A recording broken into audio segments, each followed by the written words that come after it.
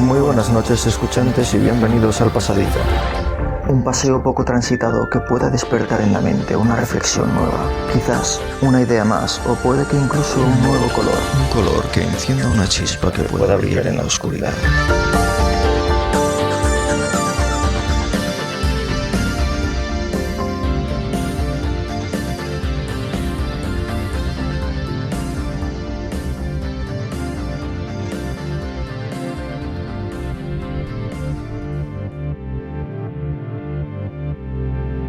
Muy buenas, escuchantes. ¿Qué tal vais por ahí? Hoy vamos a hablar un poco de la saturación psicológica. De ese ansia por completar, de esa necesidad que tenemos de terminarlo todo, cualquier cosa que comenzamos incluso a veces dejándolas a medias. Acumular desde conocimientos que hablar del ocio, incluso a algunas personas en el trabajo. Y este concepto, que se me ha ocurrido llamar así, ansiedad por completar, aparece vinculado a la ansiedad en diversos estudios académicos, en contextos como la educación, la psicología clínica y la toma de decisiones, por ejemplo. Pero en esta ocasión quería compartir esa necesidad que tenemos de completarlo todo. En el ocio, por ejemplo, películas, series, música, podcast, mensajes de WhatsApp o Insta, cosas en el trabajo, que también hay mucha gente que no llega a desconectar. Habrá gente que diga, yo en cuanto acabo de trabajar, bastante que me paguen. Pero hay otras personas que el trabajo se lo llevan a casa y están ahí dando vueltas. Por no hablar de esos trabajos en los que no quieres ir. Y hablo por experiencia propia. Recuerdo uno de los trabajos que tuve en el que ya desde el domingo, en cuanto recordabas que mañana tenías que ir a trabajar, pues la cabeza no paraba de pensar. Esa gran ansiedad que genera y que no deja al cerebro descansar. Supongo que muchos me entenderéis. Pero más allá de eso, es que tenemos tantas opciones que nuestro cerebro se ve sometido a una presión que acaba por saturarlo. El tiempo es el que hay, no da tiempo para todo, pero lo hacemos así. Y no solo nosotros mismos, sino con lo que tenemos alrededor. Queremos cumplir todos los compromisos. Arrastramos a los niños a que hagan 800 actividades, y nosotros con ellos, etcétera, etcétera.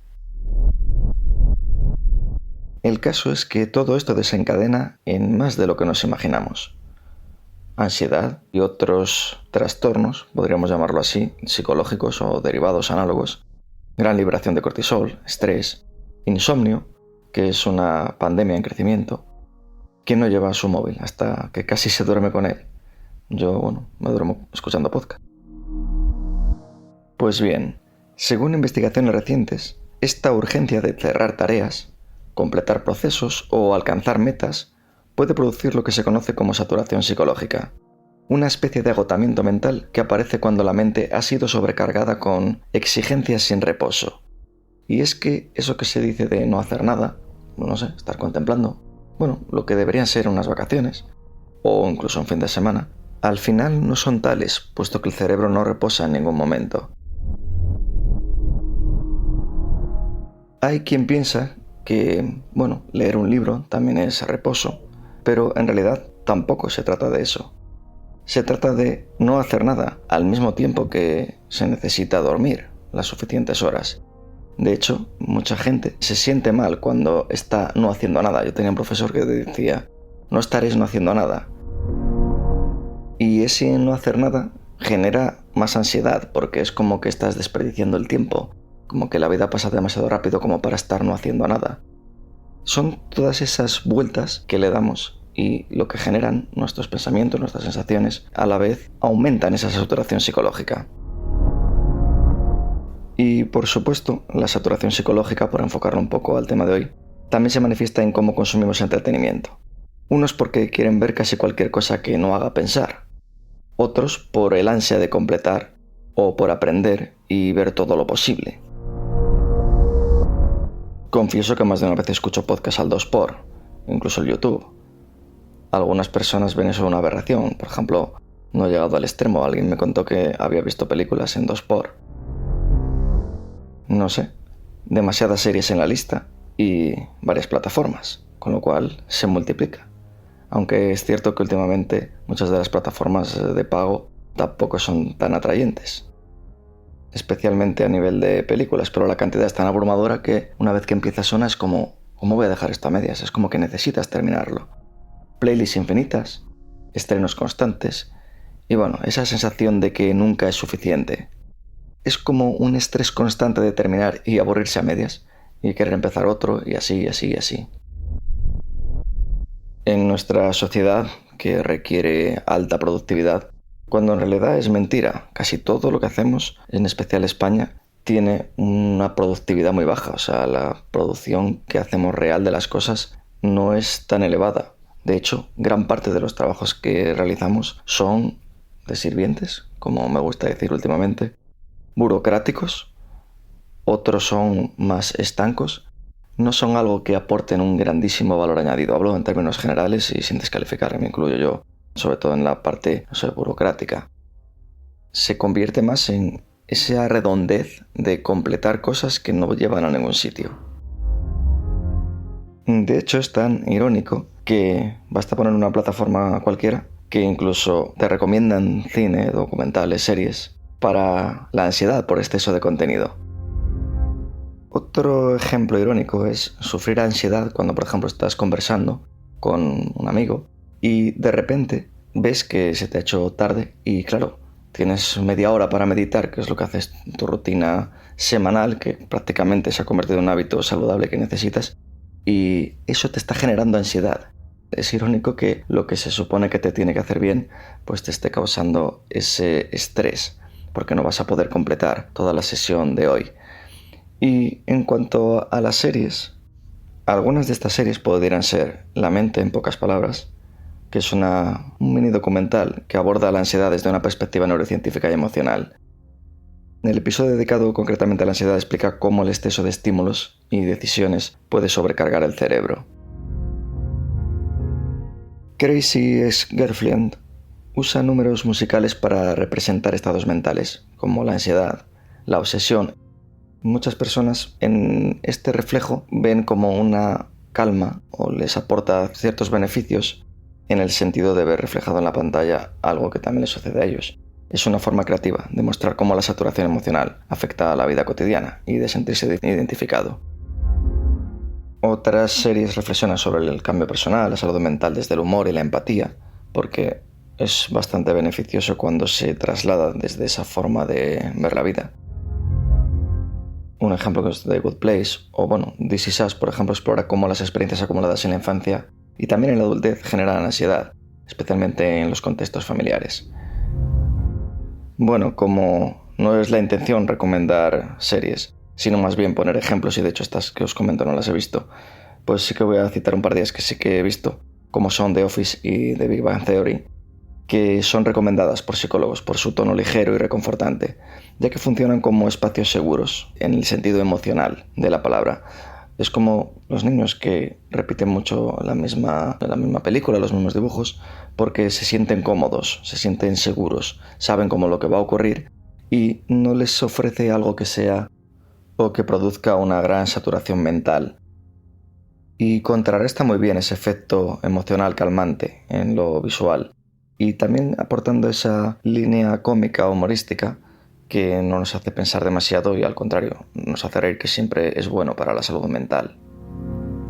Pero no solo el cine, las series y los documentales, también la música, sobre todo en cines y en series, o directamente hay gente que pone música para relajarse. El típico ejemplo es el que pone lluvia o tormentas, que tendrían como objetivo liberar esa ansiedad, esa tensión que sufrimos. Otro ejemplo clásico es evitar esos infrasonidos que existen en películas como Paranormal Activity, que tienen la misión de generar sensación de amenaza que el espectador realmente no percibe conscientemente.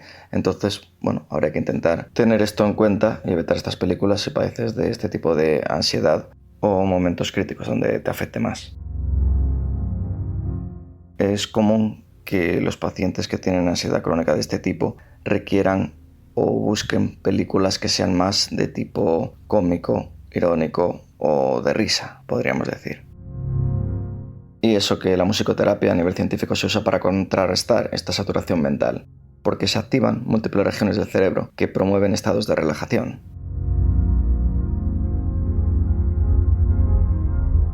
Quizás algunos de vosotros hayáis escuchado hablar del doom scrolling, que sería algo así como la ansiedad ante el exceso de información sobre noticias negativas, a través de este efecto de estar todo el día scrolleando.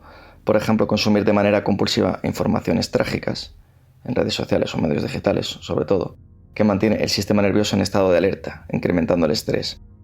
Los expertos explican cómo actuar en estos casos, pero lo más importante para mí, por lo que destaco esta noticia, es que no es algo trivial, sino que la gente lo hace pensando que, no afecta, son cosas que estamos ya muy acostumbrados, pero genera no solo un problema en los individuos, sino también en la sociedad, de la misma manera que ahora los niños o los adolescentes tienen mucho más acceso a la violencia de todo tipo, no solo a la violencia física, sino a la violencia sexual, violencia verbal, no sé. Bueno, y todo esto que leo de vez en cuando en artículos más o menos científicos. Por un lado, en lo que respecta al tema que tratamos hoy, existiría una necesidad de mantenernos informados ante situaciones graves, pero a veces no tan graves. Pues desde todo lo que nos bombardea, catástrofes naturales, crisis humanitarias, guerras, tensiones geopolíticas, conflictos. Mismamente a la hora de hacer la compra ya nos genera un estrés. No solo por los precios, sino porque comprar en base a la etiqueta, si es que la leemos, tenemos mucho para elegir, pero claro, una cosa es el precio, otra cosa es la calidad, otra cosa es pues cómo se produjo, los aditivos, el origen. Que si lo apuntamos todo, aparte de que tiramos 3 horas comprando, no nos queda la seguridad de que hayamos elegido bien. Hay gente que no sabe que los yogures de fresa se hacen con cochinilla, con el insecto, vamos.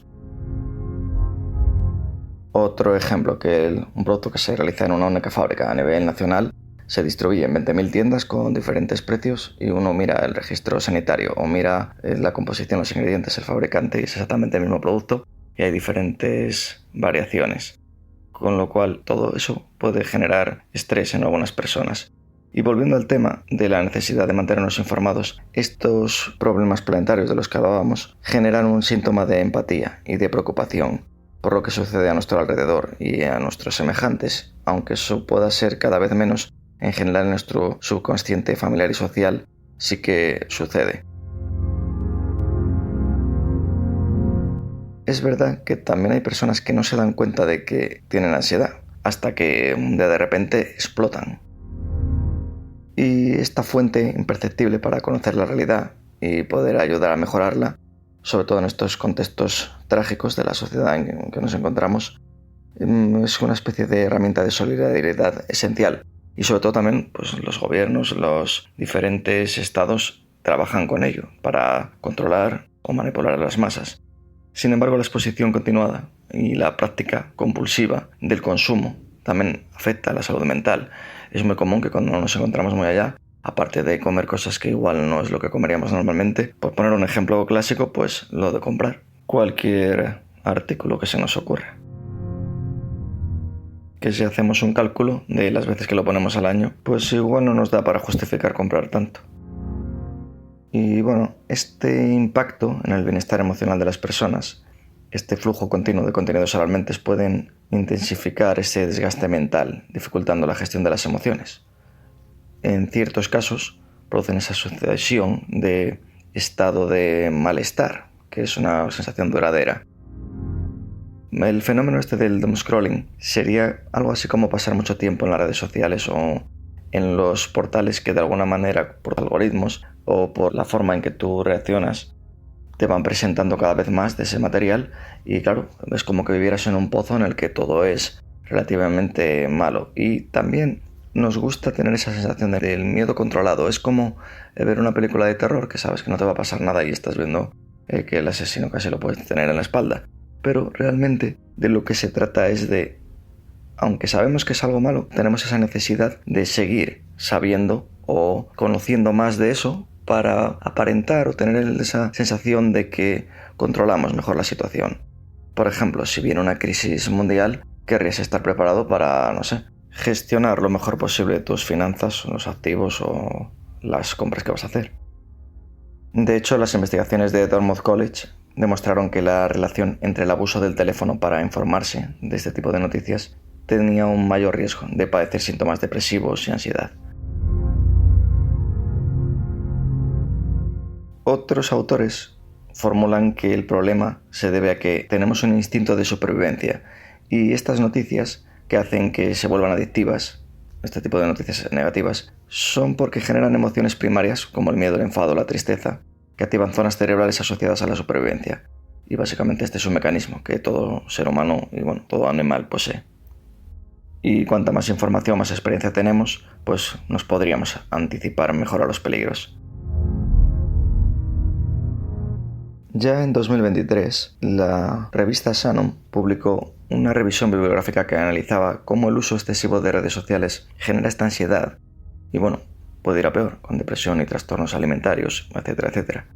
Destacando que vivir inmersos en estas aplicaciones y cómo estos algoritmos nos manipulan, generando ese pequeño universo que es solo nuestro, afecta al desarrollo personal y a esa necesidad que tenemos de seguir, consumiendo contenido en esa plataforma que sea más afín a nuestros gustos.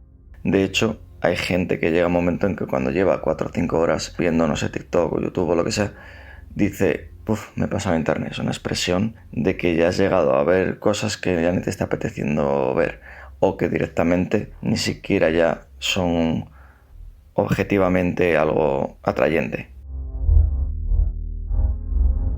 Otro aspecto a considerar es ese mundo que vemos a través de las redes sociales, en la que consideramos a los otros como mejores, porque aparecen ante la pantalla como que todo les va mucho mejor. Simplemente, los paisajes, la forma, la imagen, todo parece un estandarte cinematográfico que nos propone que su vida siempre es mejor que la nuestra, como grabando solo los mejores momentos. Y eso, visto una y otra vez, incrementa la ansiedad.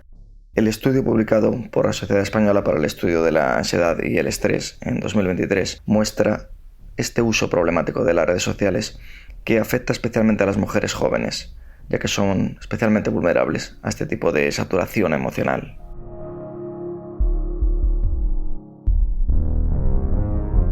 Un curioso estudio realizado por Brañez y Scott en 2024 se titula Procrastinación académica y la ansiedad en estudiantes de enfermería de la Universidad Nacional del Centro de Perú. Obtuvieron los siguientes resultados. El 45% de los estudiantes tuvieron un nivel de procrastinación académica medio.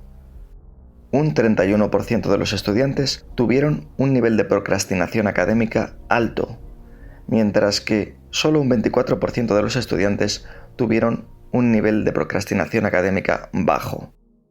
En cuanto al grado de ansiedad, fue moderada en el 48% de los estudiantes, mientras que un 29% de los estudiantes tuvieron un grado de ansiedad intenso y solo un 22% o 23% de los estudiantes tuvieron un grado de ansiedad leve. Aplicando correlación estadística, pero ya simplemente a la vista se observa o se concluye que hallaron una relación significativa entre la procrastinación académica y la ansiedad. Y otro artículo también muy reciente es análogo y trata sobre los niveles de ansiedad en estudiantes en proceso de titulación. El estudio, realizado en la Universidad Estatal de la Península de Santa Elena en Ecuador, por Neira y Ullauri, expone que el 44% de los estudiantes presentaron ansiedad moderada, el 40% ansiedad leve y solo un 4% ansiedad severa. Observaron diferencias por sexo, destacando una mayor incidencia de ansiedad en las mujeres, y entre los factores determinantes destacaron la presión académica, las exigencias familiares, la incertidumbre profesional y las dificultades económicas. La ansiedad se manifiesta en síntomas como falta de concentración, nerviosismo, timidez, problemas para la resolución de conflictos y de problemas en general, pero en los casos más severos, ataques de pánico o depresión incluso.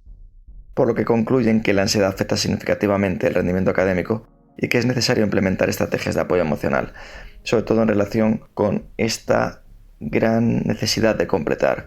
Obviamente, una titulación universitaria es algo que se basa en eso, o sea, cada asignatura es una parte que tienes que completar y no hacerlo implica un gasto económico, más tiempo, prestigio social y todo lo que queráis. Es como un extremo de lo que realmente tenemos en la sociedad actual. Pero lo que ya no está tan claro, que nos ocurra simplemente por ver una serie o escuchar un podcast o el nuevo disco de no sé qué, que ni siquiera lo escuchamos porque escuchamos 30 segundos, no nos gusta, pasamos y así todo, cuando realmente eso debería ser pues para distraernos, para entretenernos, o hablando de la música o incluso de un podcast, pues debería ser casi algo como de fondo, ¿no? Como cuando era antes la radio.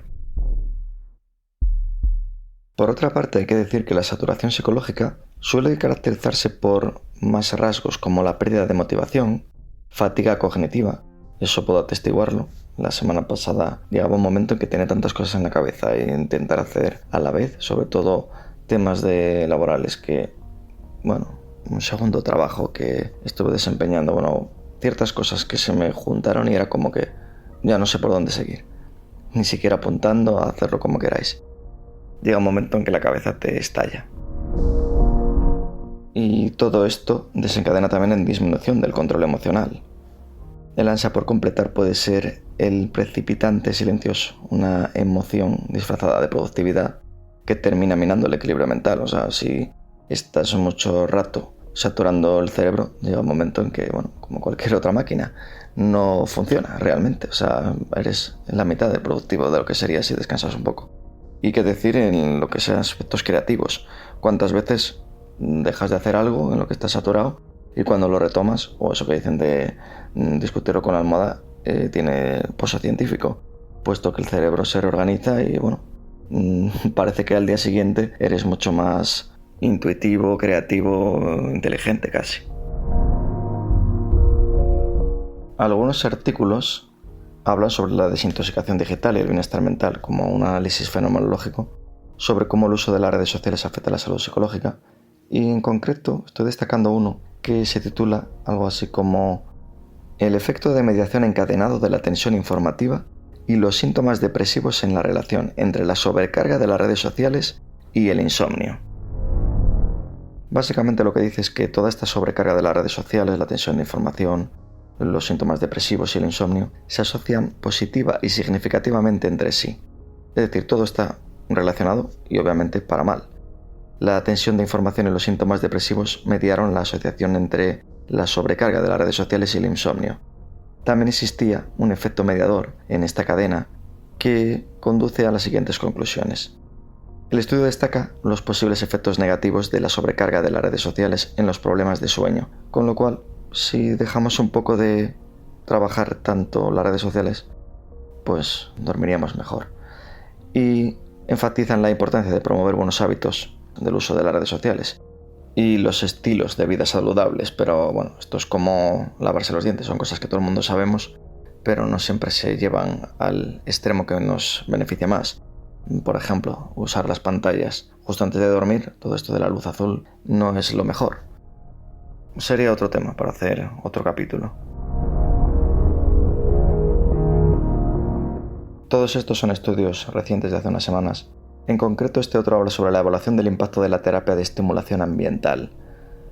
Y como conclusiones, proponen un método denominado REST, que traducido sería algo así como terapia de estimulación ambiental restringida. Ha mostrado resultados preliminares que confirman efectos beneficiosos. Y en estos métodos la autorreflexión adaptativa y el afrontamiento de situaciones son cruciales para lograr resultados psicológicamente buenos que duren en el tiempo.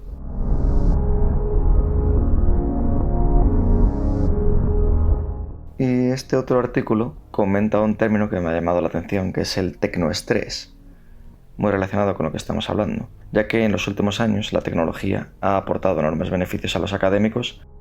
Sin embargo, el uso de esta tecnología también plantea desafíos. Y uno de estos desafíos es el tecnoestrés. Las conclusiones del estudio informan que las organizaciones de educación superior deberían mejorar la autoeficacia de estas TIC. Tratan temas como la tecnocomplejidad, la tecnoinseguridad, el conflicto entre el trabajo y el hogar. Entre los 5 tecnoestresores típicos estarían solo la tecnoinvasión, que disminuye significativamente el bienestar psicológico de los académicos. Es un poco otro enfoque de esta forma de que la tecnología moderna nos afecta y nos estresa. Para ir terminando, comentaremos otro artículo más y algunas últimas reflexiones. Por ejemplo, que trata sobre el agotamiento académico y sus factores relacionados entre estudiantes de odontología en el sureste de Irán. Comentan que el agotamiento académico en los estudiantes se manifiesta como agotamiento emocional, despersonalización y una sensación de estancamiento en su educación. Y concluyen que estudiar bien el burnout, quemado académico, es crucial para prevenir todos estos estados de inseguridad psicológica, tal vez debido a su impacto significativo en el rendimiento académico que generan y sobre todo al bienestar psicológico de los estudiantes, tanto mental como físico. Y para cerrar, unas reflexiones finales sobre el ansia de completar series, música, libros. Tengo unos cuantos ahí pendientes. Esa ansia de completar incluso el recordar si hemos puesto la alarma del móvil cuando tenemos un horario en el que no está siempre fija y variamos, y eso nos puede generar incluso insomnio. De hecho, cualquier contenido puede convertirse en una fuente de estrés psicológico, especialmente cuando se mezcla con la presión de estar al día, de no quedarse fuera en las conversaciones sociales o cualquier otra situación que se nos ocurre. ¿Y por qué nos estresa tanto todo esto? Existe un concepto que se llama efecto Zeigarnik. Nuestro cerebro tiende a recordar mejor las tareas incompletas que las terminadas. Esto genera una tensión interna que nos impulsa a cerrar ciclos, como terminar una serie. Incluso si ya no la disfrutamos, necesitamos completarla. El concepto que se denomina FOMO, Fear of Missing Out, es el miedo a perderse algo relevante o popular que nos lleva a consumir contenido de forma compulsiva, lo que puede saturar nuestra mente. Por otra parte estaría la sobrecarga cognitiva. Cuando intentamos seguir múltiples series, playlists o podcasts, el cerebro se ve obligado a procesar demasiada información, lo que puede generar agotamiento mental. Lo que comentábamos antes del trabajo o cualquier otra situación análoga similar. Que nuestro cerebro nos pide un reset. Una pausa al menos para cargar la batería. Pero en lugar de parar, es un círculo vicioso, porque nos cansamos de un podcast, añadimos otra suscripción nueva, tenemos 500 suscripciones por escuchar material nuevo, pero a la vez nos aparecen 8000 podcasts que no hemos escuchado, más ansiedad acumulamos. Otras veces, la ansia de completar es simplemente por ansia de conocimiento, en el buen sentido, de ese no desperdiciar el tiempo, de esa formación continua que tanto necesitamos o creemos necesitar. En cuanto a la música es una vía muy primordial de emociones. Y aunque la música debería servir para aliviar el estrés, también puede intensificar emociones si se usa como vía de escape constante. El fenómeno del ansia por completar tiene raíces profundas en cómo funciona nuestra mente humana.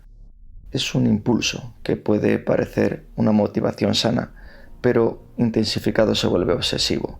Realmente esa es la clave cuando es una obsesión, y es entonces cuando se convierte en saturación psicológica, o incluso formas leves de agotamiento cognitivo.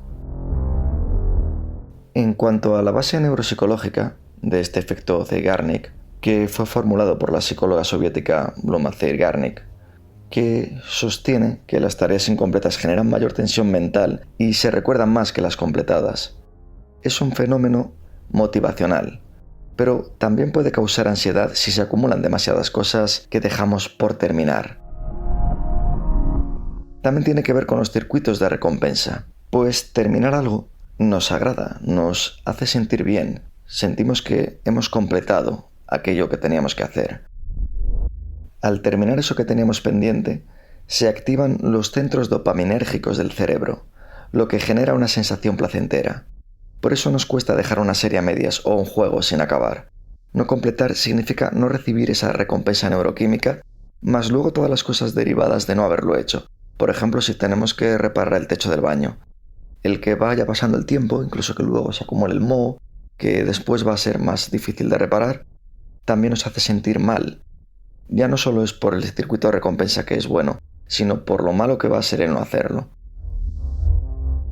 Y de alguna forma también tiene que ver con la cognición predictiva. El cerebro humano es una máquina de anticipación. Cuando se activa una narrativa, como una trama de una serie o de un libro, el cerebro quiere saber cómo termina, no por curiosidad, sino porque busca cerrar modelos mentales que digamos están abiertos. Necesitamos cerrar esos umbrales. ¿Y la saturación psicológica cuándo se vuelve un problema? Pues cuando acumulamos unas metas sin resolución, tareas, episodios, estudios constantemente, que pueden sobrecargar la memoria de trabajo de nuestro cerebro, nuestro chip, se satura y se cuelga, como el ordenador, o como mi batería, que acaba de agotarse. La batería se está agotando.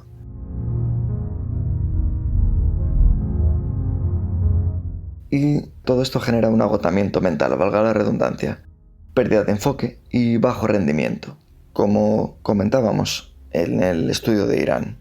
Y bueno, para terminar, unas pequeñas recomendaciones científicas para reducir este estrés.